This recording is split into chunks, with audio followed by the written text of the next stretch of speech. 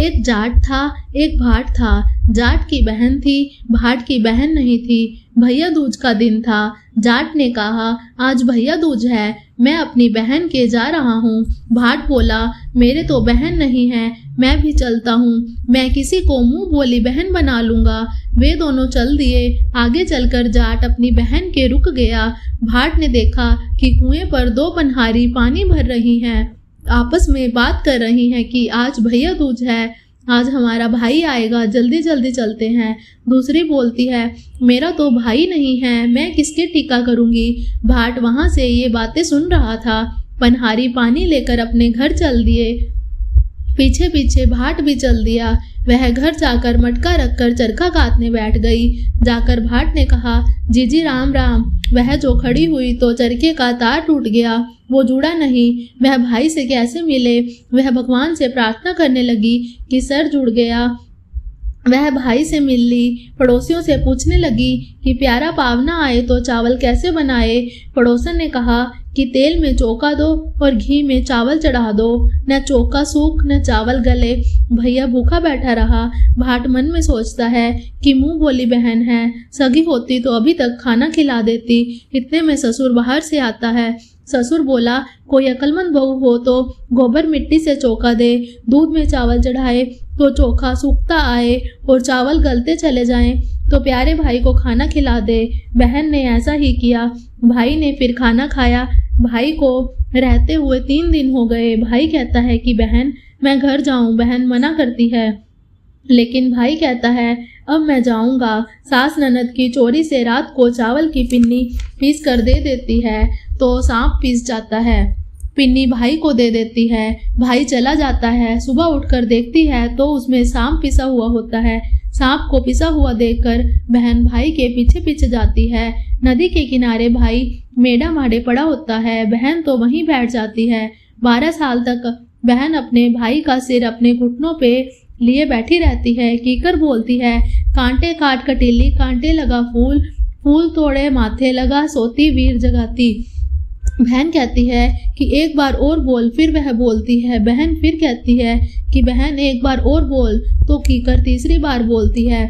तब बहन फूल तोड़कर भाई के माथे से लगाती है तो भाई खड़ा हो जाता है और कहता है कि बहन मैं तो बहुत सोया। बहन कहती है, तुझे तो 12 साल हो गए सोते हुए।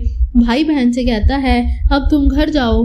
भाई मैं घर कैसे जाऊं, मुझे तो 12 साल हो गए। सेज भरताड़ छोड़ा, पूत पालने छोड़ा, दूध ओटता छोड़ा, घर के बाहर से तेरे पीछे चली आई। अब तो भाई तेरे साथ ही चलूंगी। वहां से दोनों भाई बहन चल देते हैं। रास्ते में बहन को प्यास लगती है। वह भाई से कहती है कि मुझे प्यास लग रही है। भाई बोला, यहाँ पर कहीं भी पानी नहीं है, आगे चलते हैं तो बढ़ई की वाड़ बना रहे हैं। भाई कहता है कि बहन वहीं से पानी पी आओ। तो वहाँ बढ़ई किवाड़ चढ़ रहे थे। तो बहन पूछती है कि यह किवाड़ किसके लिए जड़ रहे हो। बढ़ई कहता है कि तुम अपना काम करो, नहीं मैं तो पूछ कर जाऊंगी। बढ़ई कहता है कि एक बुढ़िया है, जब वह मरेगी तब उसकी छाती पर यह किवाड़ चढ़ेंगे। वह पूछती है कि इसका उपाय क्या है। वह बोला कि उसके 7 बेटे थे, 6 मर गए, 7वें की बारी है। कोई बुआ हो या बहन हो तो सारे काम अशुभ करे तो भाई जिंदा रहेगा।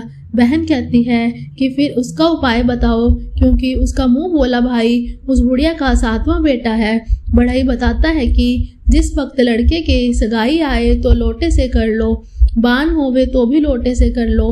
जिस वक्त मोड़ बांधे तो उसकी जगह फूल का पूला बांधे। दरवाजे से बारात नहीं निकाले, दीवार तोड़कर पीछे से निकाले। मर्दाना भेष धरकर बहन भी बारात के साथ जाए तो नेक करवा ले और एक पाली ले ले। जिस वक्त भाई फेरों पर बैठे तो नाग आएगा, तब उस नाग को हंडिया में कर ले। फिर नागिन आएगी तो उससे वचन भरवा ले।